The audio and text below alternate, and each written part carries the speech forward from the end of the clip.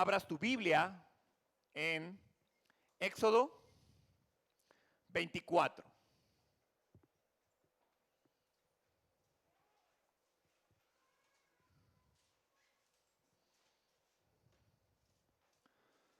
Ok, quiero empezar hoy con una pregunta muy sencilla.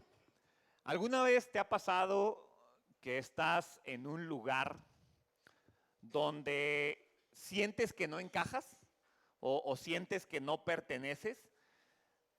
Tal vez fuiste a una reunión importante, tal vez eras el colado, un amigo y te dijo, oye, vente, te invito con unos amigos. O tal vez te invitaron a algún lugar y cuando llegaste el lugar era súper elegante y tú no venías tan bien vestido. O también ha pasado al contrario, que llegas a un lugar tú súper elegante y la gente está como muy fachosona, entonces tú te sientes raro, ¿sí?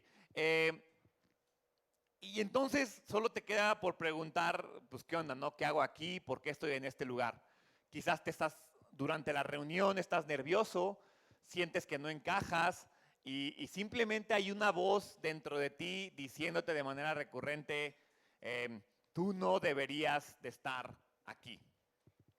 Ahora quiero que llevemos esa sensación o ese sentir al plano espiritual, ¿ok? Quiero que imagines ¿cómo se sentiría si de pronto tú y yo estuviéramos frente al Dios Santo? No estoy diciendo que te moriste y te fuiste al cielo. No estoy diciendo que ya pasaste por este proceso de justificación de tus pecados y eres santo y entonces, no, solo me postro y voy a adorarle. No, no, no, no. Quiero que te imagines cómo se vería tu espíritu, así con todos tus pensamientos, con todos tus pecados, con todas tus errores, frente al fuego consumidor del Dios vivo y santo. Entonces, fue como la mejor analogía que pude pensar, ¿no? O sea, cuando estás en una fiesta o estás en un lugar en el que sientes que no perteneces. Y yo solo puedo pensar que así es como se puede sentir estar frente al Dios Santo. Repito, quiero que lo veas no desde la gracia, ¿ok? Porque entendemos que porque desde la gracia, pues ya es otra cosa, ¿no? Al contrario, anhelamos estar con nuestro Señor, ¿ok? Pero estamos estudiando Éxodo. Quiero que te imagines cómo se sentía estar frente al Dios Santo en el contexto del Éxodo. Porque la verdad es que ninguno de nosotros, ni siquiera ahora con la gracia, pertenecemos a la presencia de Dios. La única razón por la cual podemos caminar ahí es por lo que Cristo hizo. Necesitamos que Dios mismo nos indique cómo acercarnos porque nosotros solos no podemos hacerlo. Y eso es lo que vamos a ver en Éxodo 24. El pueblo de Israel está a punto de firmar, vamos a llamarle así, el pacto con Dios, y antes de sellarlo, el Señor les va a mostrar los términos y condiciones, les va a mostrar el camino y les va a mostrar el costo de estar en su presencia. ¿Ok? Y aquí está para mí lo que es la gran noticia del día de hoy. Que ese mismo Dios que estuvo en el Sinaí, que puso límites, que puso mediadores, que puso condiciones, es el mismo Dios que en Cristo nos abre un camino, nos invita a su mesa y nos da acceso a su gloria eterna. ¿Ok? Entonces, quiero que caminemos juntos Éxodo 24, donde vamos a ver cómo primeramente Dios nos da acceso, es decir, nos va a marcar los términos para acercarnos a Él. Luego nos va a decir la respuesta, cómo debemos de responder a esos términos.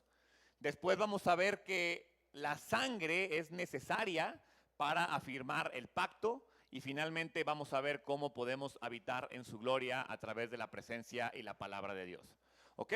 Entonces, quiero que te quede bien claro el sentir del mensaje del día de hoy. Y es que en Cristo tenemos un nuevo pacto. Está sellado por su sangre y sobre todo asegurado por su presencia y por quién es Él. ¿Ok? Entonces acompáñenme por favor a Éxodo 24, donde vamos a ver a Dios marcar los términos para que tú y yo podamos acercarnos a Él.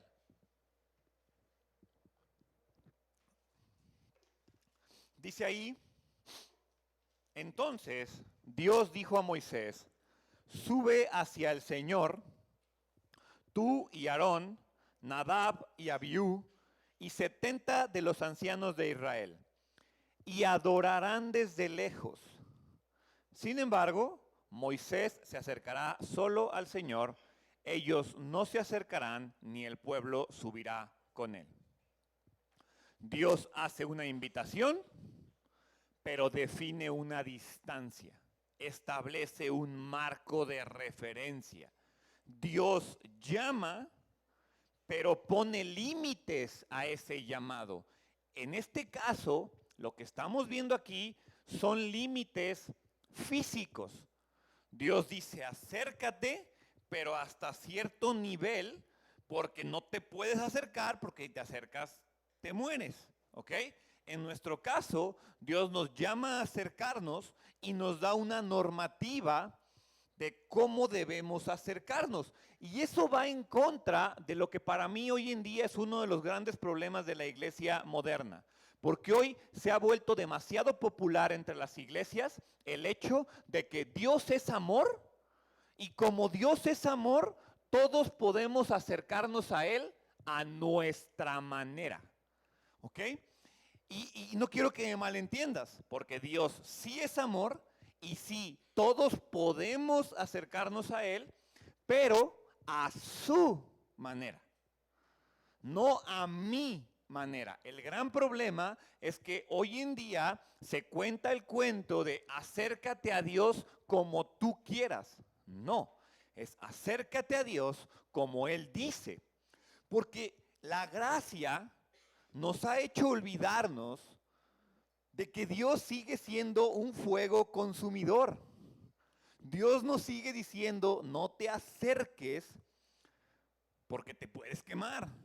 Acércate como yo te digo. Y aquí hay una gran verdad.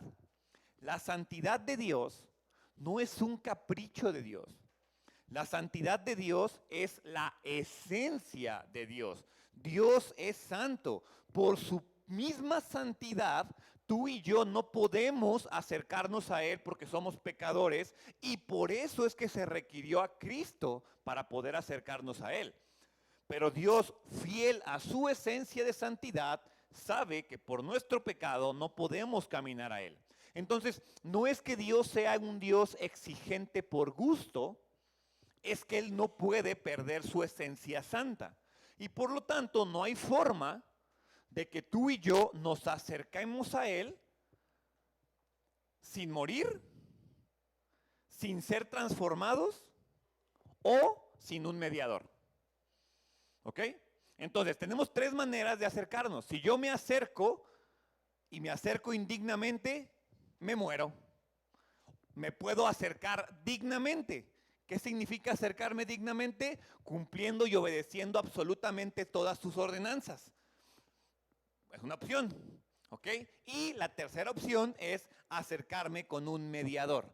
¿Ok? Entonces, básicamente, como no puedo cumplir al 100% las ordenanzas, requiero un mediador. Acercarme sin mediador es acercarme a la muerte. Entonces, no es que Dios nos esté alejando, es que Dios nos está cuidando. Dios establece un límite. La semana pasada te dije que los límites que Dios ponía eran límites de protección, no de prohibición. Y es lo mismo que está haciendo Dios aquí. Nos sigue cuidando. Y entonces Dios establece niveles de acercamiento. Dice ahí, Aarón, Nadab, Abiú y los ancianos suban, pero desde lejos. El pueblo no sube, el pueblo se queda abajo, en la base de la montaña. Moisés se puede acercar. Y entonces la pregunta que surge aquí es, ¿por qué solo Moisés? ¿O por qué unos sí y otros no? Y pudiéramos empezar a pensar que Dios es un Dios elitista y que Dios escoge personas. Al final de cuentas, no se trata de que Moisés sea mejor, sino de que Dios está estipulando y Dios está modelando un diseño y una forma para que tú y yo podamos acercarnos a Él. Porque a lo largo de toda la historia de la Biblia, Dios siempre ha provisto un representante para que tú y yo podamos acercarnos a Él. De otra manera, si no hubiera ese representante, la santidad de Dios nos consumiría. ¿Ok? Entonces, Dios establece siempre una conexión con la humanidad, porque de otra manera la santidad de Dios consumiría a la humanidad. Entonces, repito, Dios no está marcando distancia por rechazo, Dios está marcando distancia por gracia. ¿Sí? Entonces, ¿qué pasa con esto? Porque desafortunadamente hoy vivimos en un mundo que, ¿qué es lo que nos dice? Yo conecto con Dios a mi manera. O sea, yo tengo mi relación con Dios. Yo no necesito una iglesia. Yo no necesito un pastor. Es más, yo tengo de pastor a Dante Gebel, Rick Warren o el sea que escuchas en redes sociales. Él es mi pastor. O no me gusta la religión y entonces yo no tengo un problema con Dios, tengo un problema con los creyentes, tengo un problema con la iglesia, tengo un problema con la operatividad, no con Dios. Yo no tengo un problema espiritual, yo tengo un problema religioso. Quizás tú eres una persona que dice, yo no necesito un pastor que me cuide, yo no necesito una comunidad que camine conmigo. Yo lo que te puedo decir es cuidado. Cuidado con esa voz que te dice que tú puedes determinar cómo caminas con Dios. ¿Por qué? Porque es la misma voz que hace mucho tiempo le dijo a Eva y a Adán que si comían de ese fruto serían como Dios. Dios no se adapta a nuestras preferencias. Tenemos que entender esa gran verdad. Dios no se adapta a nuestras preferencias. Él dice, tú caminas por el camino que yo abrí. Tú caminas por el camino que yo decidí, no por el que tú inventas, no por el que más te guste, no por el que tú consideres mejor. Y entonces vemos cómo Dios nos dice que su presencia requiere orden, requiere mediación, requiere cuidado. ¿Y qué espera de nosotros? Que dejemos de confiar en nuestra autosuficiencia espiritual. Dios nos dice, establécete en el orden, nos ubica bajo su soberanía y nos ubica bajo su gracia. ¿Ok? Al final, todavía no voy a desarrollar por completo este punto, pero déjame adelantarte algo que está increíble y que vamos viendo cómo apunta a Cristo. Es que Moisés sube y Moisés sube como un mediador temporal. ¿Ok? No es que Moisés sea superior, es que Dios está modelando esta figura del mediador. ¿Ok? Y en Cristo, tú y yo, lo que tenemos es que a diferencia del pueblo y a diferencia de los ancianos y los sacerdotes, ya no nos tenemos por qué quedar lejos. ¿Ok? Porque Él no solo subió, Él, me refiero a Jesús, Él entró hasta el lugar santísimo y Él abrió el camino. Tú y yo podemos caminar hacia allá por lo que Jesús hizo. Si me acompañas a Hebreos capítulo 10.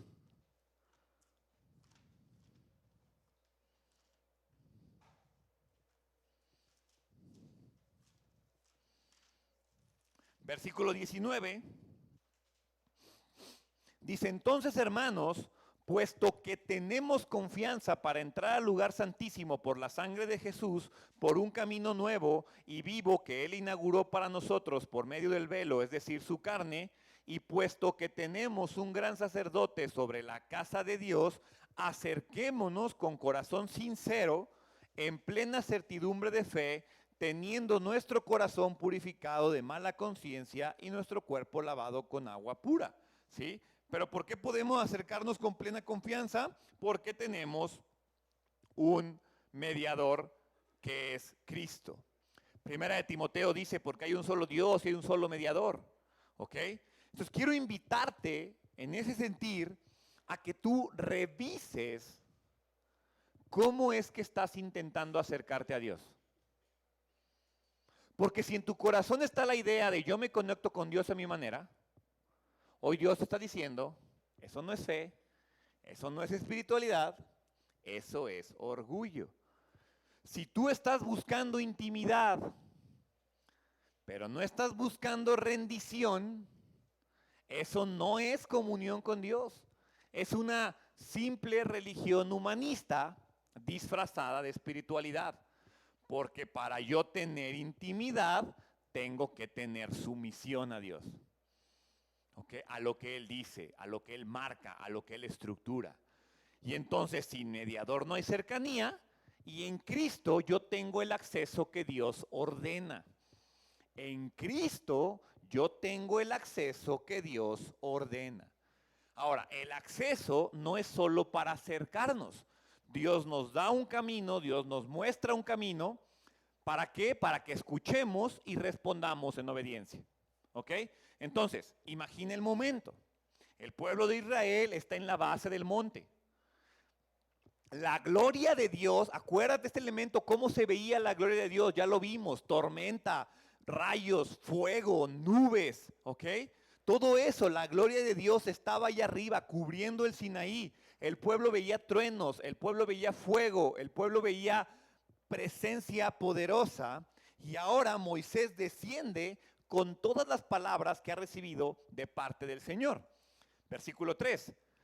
Moisés vino y contó al pueblo todas las palabras del Señor y todas las ordenanzas. Y entonces la respuesta es increíble.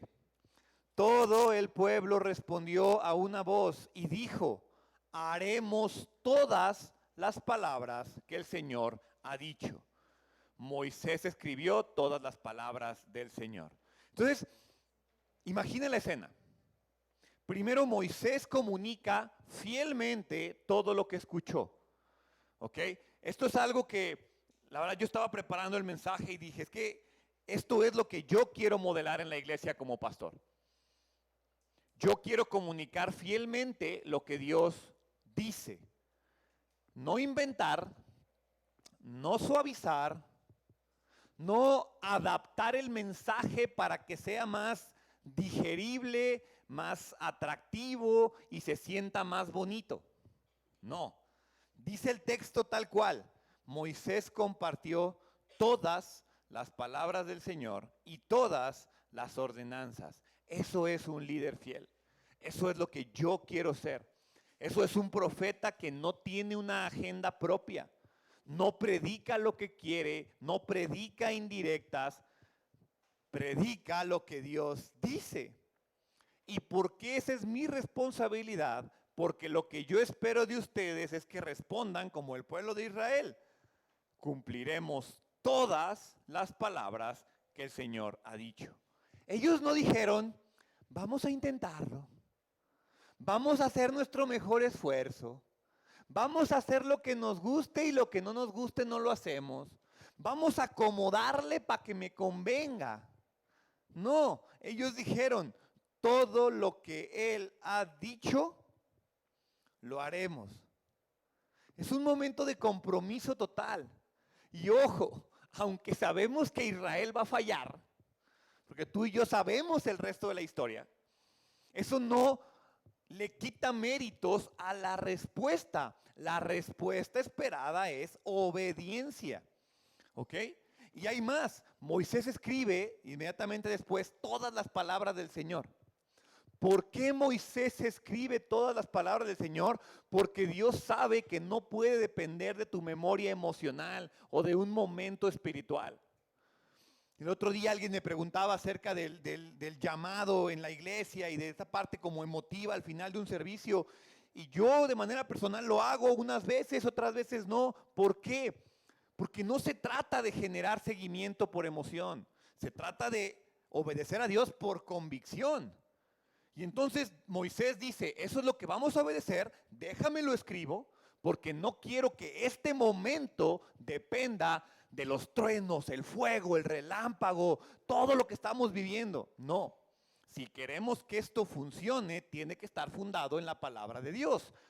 Moisés quiere que el pacto quede claro, quede firme, quede por escrito. ¿Para qué? Para que cada generación que sigue entienda que la palabra escrita es el ancla que nos permite continuar una relación con Dios. Y ¿cuál es la gran verdad aquí?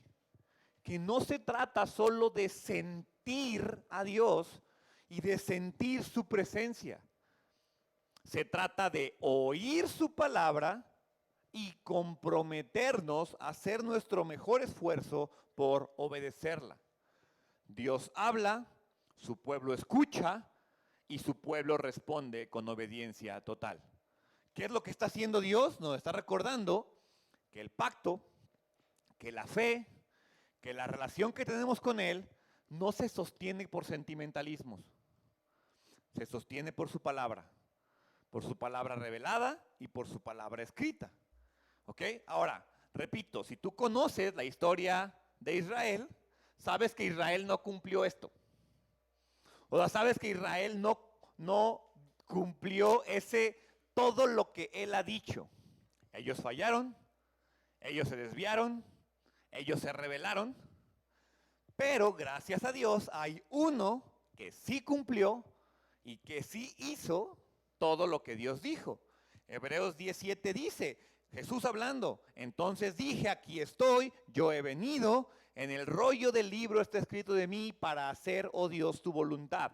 Porque entonces Cristo no solo es el mediador, Cristo se convierte en el camino, en el único que cumple perfectamente la palabra del pacto. Y ahora, gracias a Cristo, tú y yo no solo tenemos el compromiso, tenemos el cumplimiento.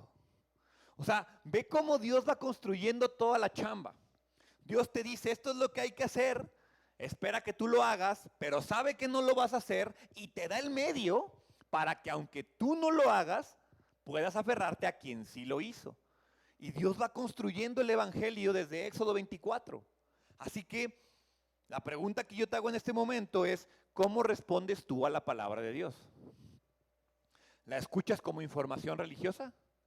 ¿Lo escuchas como recomendación moral? ¿Lo escuchas como una palabra que te hace sentir bonito o que cumple con algo? ¿O para ti es una instrucción divina que requiere obediencia? ¿Buscas que te acomode o te estás sometiendo a lo que la palabra dice? Porque mira, te lo digo con el mayor amor posible. El creyente maduro no negocia con la palabra, se somete a ella. Si tú estás negociando con Dios, habla de tu inmadurez. Entonces, no se trata que Dios demande perfección. Se trata de que Dios espera disposición. Espera un corazón dispuesto que aunque sabe que va a fallar, hace su mejor esfuerzo por obedecer. Y entonces que le diga, Señor, quiero obedecer lo que tú has dicho. Quiero caminar lo que tú dices. Porque el pueblo de Dios vive el pacto, es decir, tú y yo podemos vivir el pacto cuando respondemos con obediencia a su palabra. Ahora, ese compromiso que hacen, no lo dejaron solo en palabras. Dios dijo, a ver, órale va, te compro el cuento, pero no se va a quedar en palabras, no se va a quedar en un momento bonito, vamos a hacer algo importante, ¿sí? Y entonces el pacto va a ser sellado con sangre. Dice ahí mismo el versículo 4, la segunda parte, levantándose muy de mañana, edificó un altar al pie del monte, Moisés hablando, con 12 columnas por las 12 tribus de Israel. Y envió jóvenes israelitas que ofrecieron holocaustos y sacrificaron novillos como ofrendas de paz al Señor. Moisés tomó la mitad de la sangre y la puso en vasijas, y la otra mitad de la sangre la roció sobre el altar. Luego tomó el libro del pacto y lo leyó a oído del pueblo, y ellos dijeron, todo lo que el Señor ha dicho haremos y obedecemos. Segunda vez que lo dicen. Entonces Moisés tomó la sangre y la roció sobre el pueblo y dijo, esta es la sangre del pacto que el Señor ha hecho con ustedes según todas estas palabras. O sea, que hay mucho que observar. No me quiero detener en todo lo que hay que observar, pero quiero que te quede clara la escena. Primero, importante resaltar, Moisés madruga. Muy de mañana comienza su día buscando a Dios. ¿Ok? Edifica un altar. no es solo un acto simbólico, es un acto de adoración, es un acto de reverencia. El altar representa a Dios y representa al pueblo, ¿sí? Dice ahí que edificó un altar con 12 columnas, una por cada tribu. Y entonces esta ceremonia, esto que Dios está haciendo, perdón, esto que Moisés está haciendo, es decir cómo se va a unir Dios y su pueblo en un pacto, ¿sí? Y luego vienen los sacrificios. Dice ahí, jóvenes de Israel, y me encanta que haga la especificación. Jóvenes de Israel ofrecen holocaustos y sacrificios de paz. Y aquí hay una verdad poderosa. Para que haya comunión, alguien tiene que morir. ¿Ok? Y la sangre derramada está diciendo, alguien inocente está tomando nuestro lugar. Ahora, lo sorprendente es lo que Moisés hace con la sangre. La divide en dos partes. Una parte la rocía sobre el altar, ¿sí? Esto que representa que Dios está comprometido con el pacto. Y la otra parte la rocía sobre el pueblo. Está diciendo que el pacto está siendo, o más bien que el pueblo está siendo marcado por el pacto, ¿sí? Es decir, esta sangre derramada en el altar y derramada en el pueblo está sellando la relación. De nuevo, no hay pacto sin sangre. Pero antes de rociar al pueblo, ¿qué hace Moisés?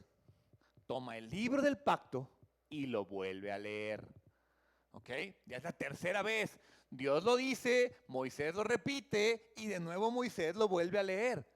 Qué importante es eso, repito, el compromiso con Dios no es emocional, no es, ay, me sentí tocado por Dios. No, es consciente, basado en la palabra.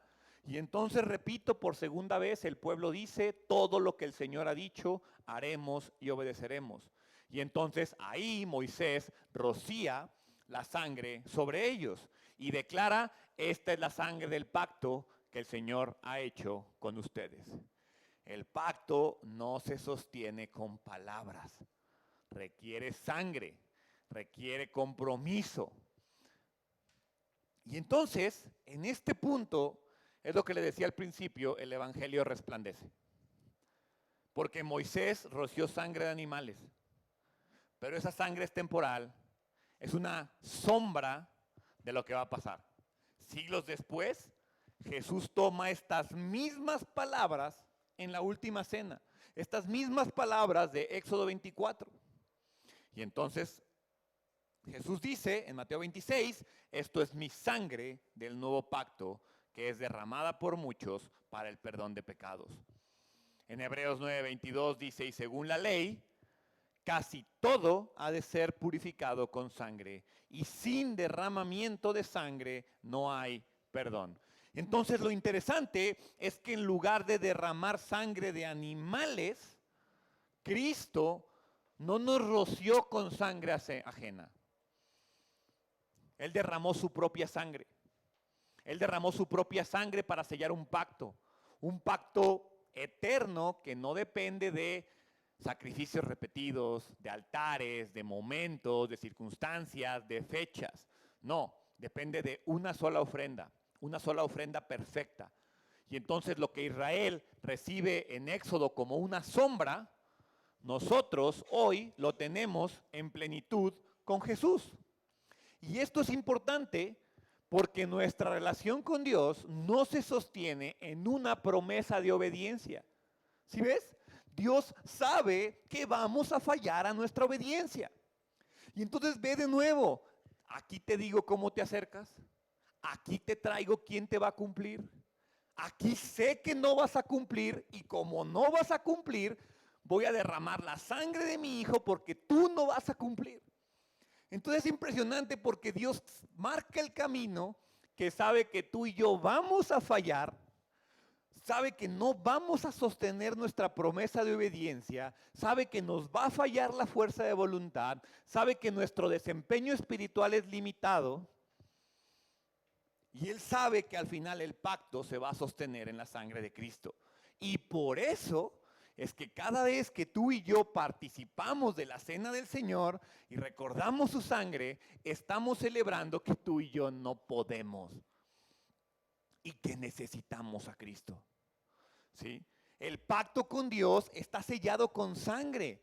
En Cristo, su sangre asegura nuestra comunión para siempre. ¿Sí? El pacto ya está sellado entonces. Fíjate cómo se va construyendo de nuevo. Te lo vuelvo a repetir porque no quiero que te pierdas. Dios te dice, este es el camino.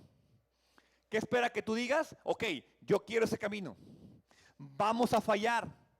Necesitamos a alguien que sí lo cumpla. Dios nos pone quien sí lo cumpla. Ok, vamos a volver a fallar. Necesitamos a alguien que selle el pacto, que no falle. ¿Quién es? Jesús. Ok, entonces, aquí está el medio, aquí está la forma, aquí está el cumplimiento. En ninguno de los 3 puntos tenemos algo nosotros que hacer más que ¿qué? Aferrarnos a Cristo. Y una vez que el pacto está sellado, ¿qué viene después? Para mí es uno de los momentos más extraordinarios de la historia de Israel. Y créeme que no lo había visto hasta ahora que estaba preparando la predicación. Porque Dios no solo habla, invita a su presencia. Porque Dios no solo da palabras, le entrega su gloria al pueblo de Israel. Y entonces vamos a ver en Éxodo 24:9. Dice ahí, y subió Moisés con Aarón, Nadab y Abiú, y 70 de los ancianos de Israel. Y subraya eso. Y vieron al Dios de Israel. Debajo de sus pies había como un embaldosado de zafiro, tan claro como el mismo cielo. Pero él no extendió su mano contra los príncipes de los israelitas. Repite, ellos vieron a Dios y comieron y bebieron.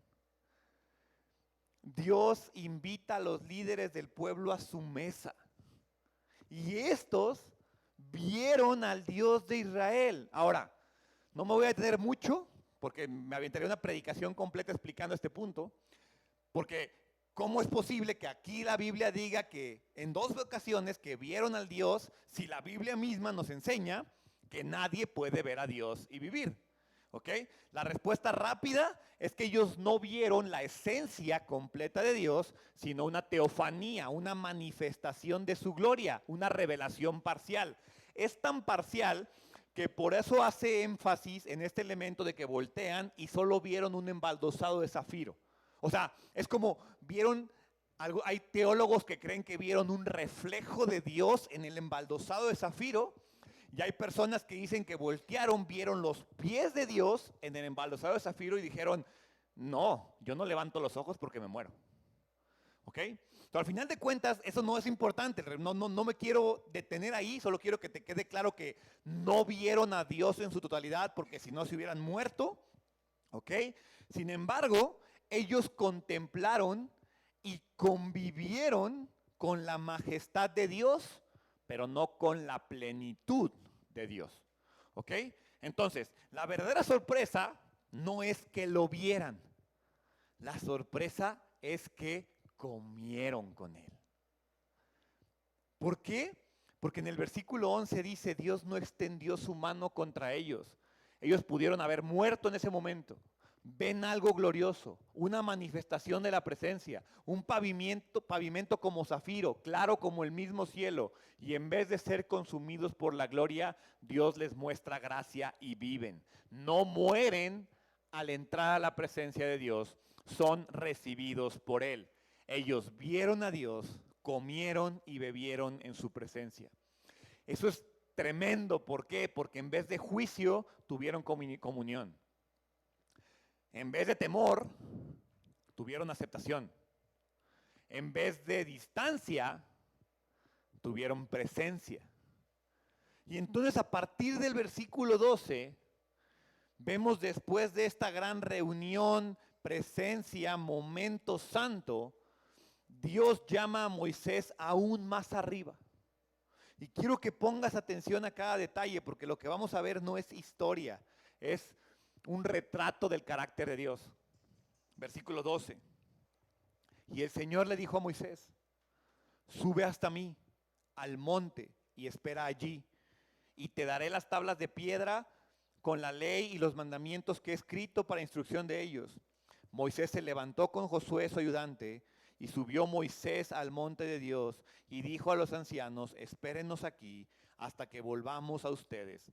Aarón y Hur estarán con ustedes. El que tenga algún asunto legal, acuda a ellos. Entonces Moisés subió al monte y la nube cubrió el monte. Y la gloria del Señor reposó sobre el monte Sinaí. Y la nube lo cubrió por 6 días. Al séptimo día, Dios llama a Moisés de en medio de la nube. A los ojos de los israelitas, la apariencia de la gloria del Señor era como un fuego consumidor sobre la cumbre del monte. Moisés entró ahí en medio de la nube y subió al monte. Moisés estuvo en el monte 40 días y 40 noches. Moisés entra al fuego, a la presencia, a la gloria. Permanece y recibe. ¿Qué es lo que recibe? Ya no las tablas que él escribió, ya no las cosas que él escribió. Recibe las tablas escritas por el dedo de Dios. Lo que Dios escribió, lo que Dios considera importante. El pacto no solo es una experiencia mística, es un llamado serio a obedecer su palabra escrita. Y entonces fíjate cómo el pacto que Dios establece, que tú y yo no podemos cumplir y que solo nos queda intentar responder en obediencia, lo que hace es darnos comunión con su presencia fundamentada en su palabra. Y este es el gran clímax de esto, porque todo esto que estamos viendo en Éxodo 24 es solo un anticipo. Esa visión de zafiro, ese fuego glorioso, todo eso se ve increíble, suena magnífico, pero solo es parcial. En Cristo esta gloria se hizo carne. Juan 1:14 lo dice claramente, el verbo se hizo carne y habitó entre nosotros y vimos su gloria, gloria como la del unigénito del Padre, lleno de gracia y de verdad. Él es la palabra encarnada, Él es la gloria visible, Él es el mediador perfecto. La comida que tuvieron ahí en el monte anticipaba algo, ¿qué? La cena del Señor. Esa convivencia que tuvieron ahí los ancianos con Dios está apuntando a la cena del Señor, a la sangre del nuevo pacto, ¿sí? Y también el banquete eterno donde tú y yo comeremos algún día redimidos. Apocalipsis 19 dice, bienaventurados los que están invitados a la cena de las bodas del Cordero. Esta misma cena que Dios está teniendo con Moisés es la cena que tú y yo vamos a tener al final de los tiempos con Cristo. Y las tablas de piedra escritas por Dios apuntaban a algo más, a Cristo, a la palabra viva, al cumplimiento perfecto de la ley, a algo que tú y yo no podemos hacer y por eso tenemos que vivir, amar y caminar con Cristo, ¿ok? Porque lo que Moisés experimentó por un tiempo en la nube, Cristo lo asegura para nosotros, la presencia. El evangelio no es solo Dios te perdona. El evangelio no es solo ten una nueva vida en Cristo. No, el evangelio es Dios diciéndote, ven a mi mesa, vive en mi presencia, escucha mi voz, camina en mi palabra. Ten una relación conmigo. Y entonces cada vez que tú y yo abrimos la Biblia, cada vez que tú y yo celebramos la cena del Señor, lo que estamos haciendo es recordar que nuestra comunión y nuestra obediencia no se sostienen en nuestro mérito, sino en Cristo, por su sangre, por su palabra, por su plenitud, por su gloria. El pacto nos abre la mesa de comunión y nos entrega la palabra de vida. ¿Sí? El día de hoy no nos toca, porque no es primer domingo de mes, pero este mensaje conecta con la Santa Cena. Entonces les voy a pedir por favor atrás que me ayuden a repartir los elementos de la Santa Cena, porque Éxodo 24 la escena culmina con los ancianos comiendo y bebiendo en la presencia de Dios. Un pueblo pecador, representado por sus líderes, admitido a la mesa de un Dios santo. Y eso para mí es impresionante. Pero repito, sigue siendo temporal, sigue siendo una sombra. ¿Por qué?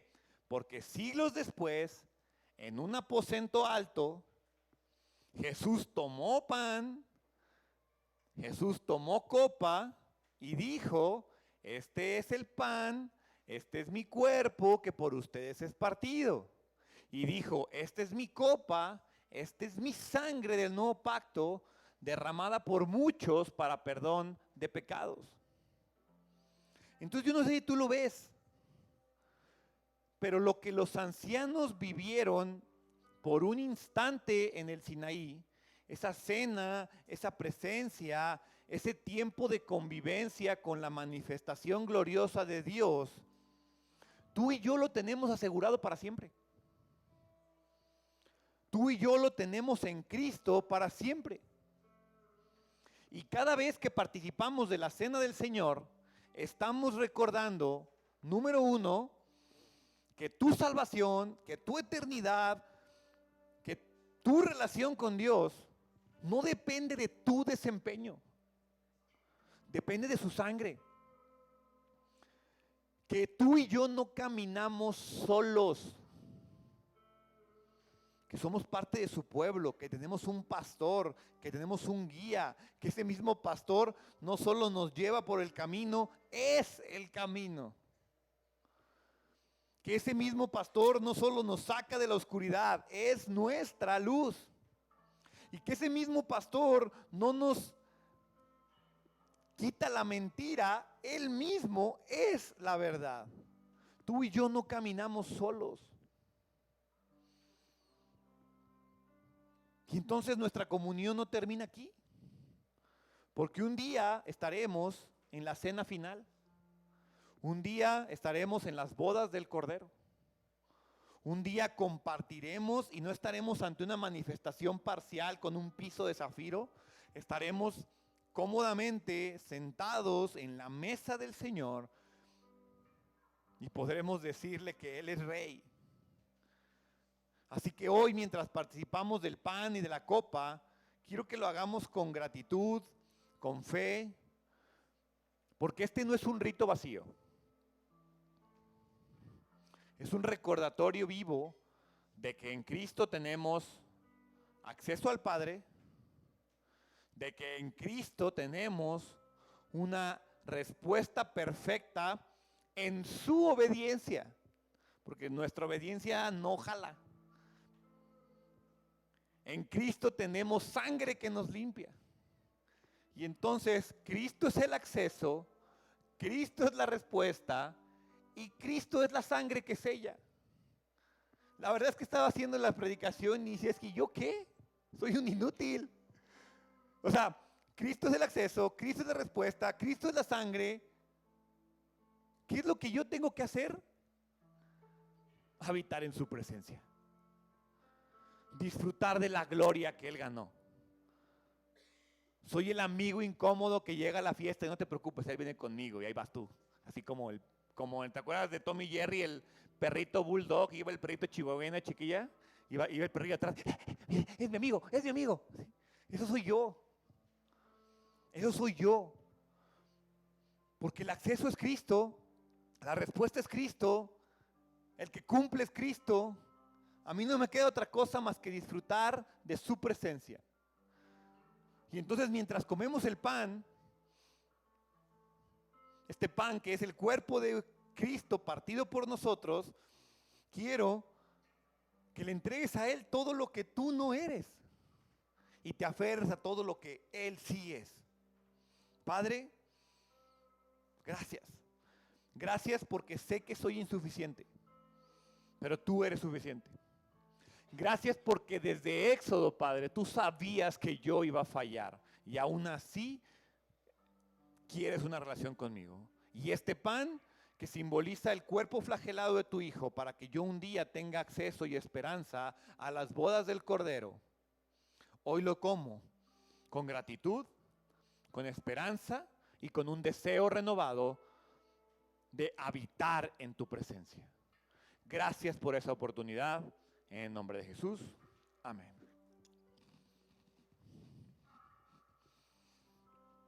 Y esta copa, que representa el nuevo pacto derramado para perdón de pecados, quiero que lo tomemos de la misma manera, entendiendo lo que es la sangre que nos limpia, que es la sangre que nos cubre y que es la sangre que Cristo derramó para que el pacto que tú y yo somos incapaces de cumplir fuera completo. Padre, gracias. Gracias por derramar tu sangre. Gracias porque sé que a través de ella el pacto se renueva, no por lo que yo hago, sino por lo que tú hiciste, no por lo que yo soy, sino por lo que tú eres, no por lo que yo tengo, sino por lo que tú hiciste por mí, Padre. Hoy me aferro a tu sangre, me aferro al pacto, a esta sangre que me limpia y a esta sangre que me da la seguridad de que tú volverás, Padre, y yo podré estar contigo en tu reino. Gracias por eso, en el nombre de Jesús. Amén.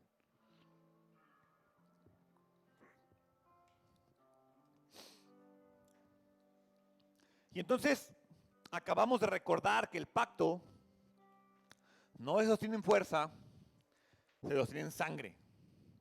Y esta es la verdad más grande que quiero que te quedes el día de hoy. Fuera de Cristo no hay acceso. Fuera de Cristo no hay obediencia suficiente. Fuera de Cristo no hay sangre que nos salve. Fuera de Cristo no hay gloria que permanezca. Pero en Cristo tenemos todo. Él es nuestro acceso al Padre.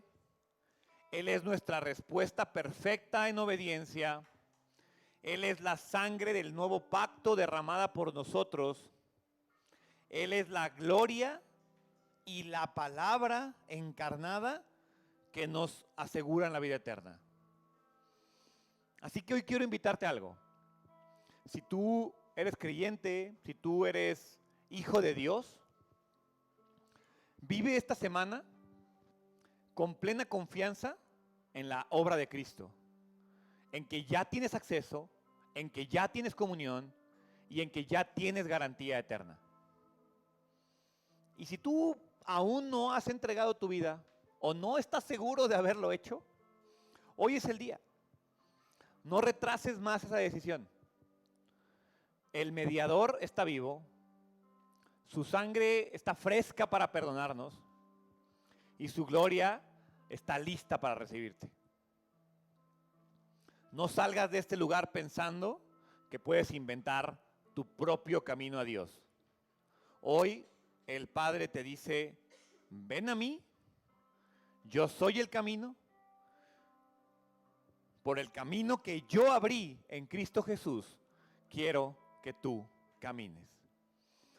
Entonces, hermanos, que nuestra oración sea la misma que cantamos y proclamamos, que solo en Cristo tenemos acceso, que solo en Cristo tenemos perdón y que solo en Cristo tenemos comunión y esperanza de vida eterna. ¿Por qué no cierras tus ojos? Padre, gracias. Gracias porque sé que tú estás obrando en mi vida.